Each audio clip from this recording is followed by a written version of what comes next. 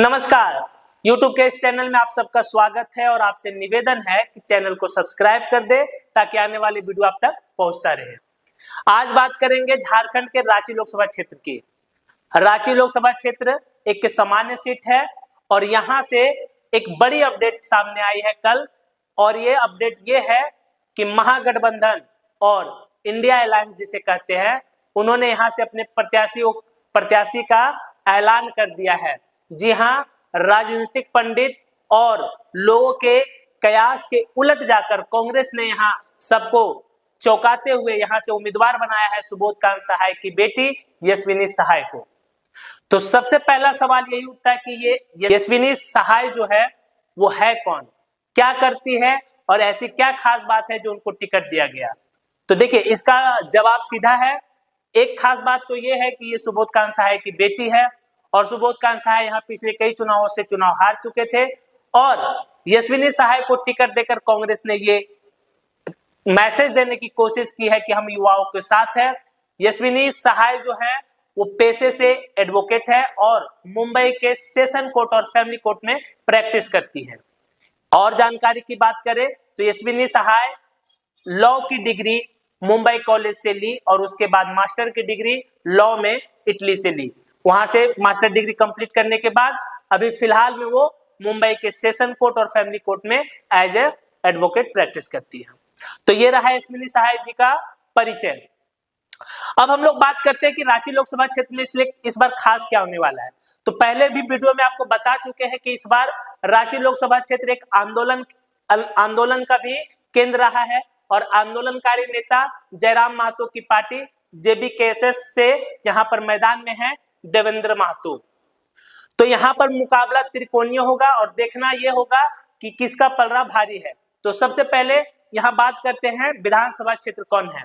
तो रांची की बात करिएगा तो रांची झारखंड की राजधानी है और झारखंड की राजनीति की केंद्र भी है। तो रांची लोकसभा क्षेत्र को 6 विधानसभा क्षेत्र को मिलाकर बनाया गया है।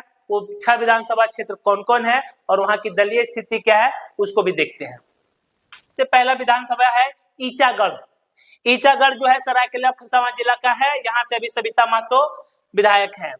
उसके बाद झामुमो से, सिल्ली से सुदेश महतो आजसू के विधायक है। खिजरी से राजेश कच्छप कांग्रेस के विधायक है। रांची से सीपी सिंह बीजेपी के विधायक है। ये बहुत दिनों से ये लगातार जीतते आ रहे हैं। हटिया से नवीन जायसवाल बीजेपी के विधायक हैं और काके से भी समरी लाल बीजेपी के विधायक है।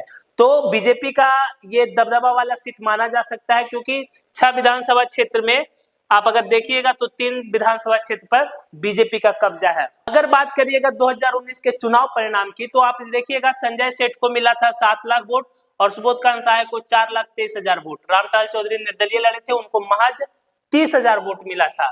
तो एक बड़े अंतर से यहाँ पर लगभग 2,83,000 के वोटों के अंतर से संजय सेठ ने जीत दर्ज की थी।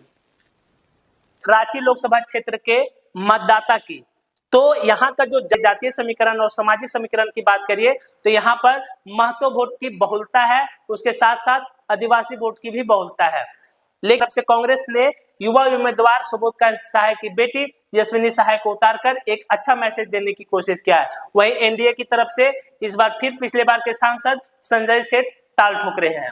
तो देखना दिलचस्प होगा कि इन दोनों के बीच के मुकाबले के बीच जयराम महतो की पार्टी जेबीकेएसएस के देवेंद्र महतो कितना कमाल कर पाते हैं।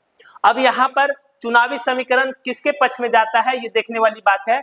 तो अगर बात करिएगा यशस्विनी सहाय की तो आपको बताते चले कि जो महागठबंधन के परंपरागत वोट है उनको एक मुश्त अगर मिलता है तो लड़ाई में टक्कर देते नजर आ रहे हैं। इसके साथ ही राम टहल चौधरी कांग्रेस ज्वाइन की है और अगर उनके प्रभाव के कारण कुछ वोट महतो वोट भी इनको मिलता है तो ये इनके लिए एज साबित होगा। वहीं बात करें एनडीए गठबंधन के संजय सेठ की तो यहाँ पे शहरी इलाकों में वैश्य मतदाताओं की संख्या अच्छी खासी मानी जाती है। इसके साथ ही साथ सवर्ण जाति के जो मतदाता हैं वो बीजेपी को हमेशा से वोट करते आए हैं। तो संजय सेठ के पक्ष में ये समीकरण हमेशा संजय सेठ को आगे लेकर जाती है।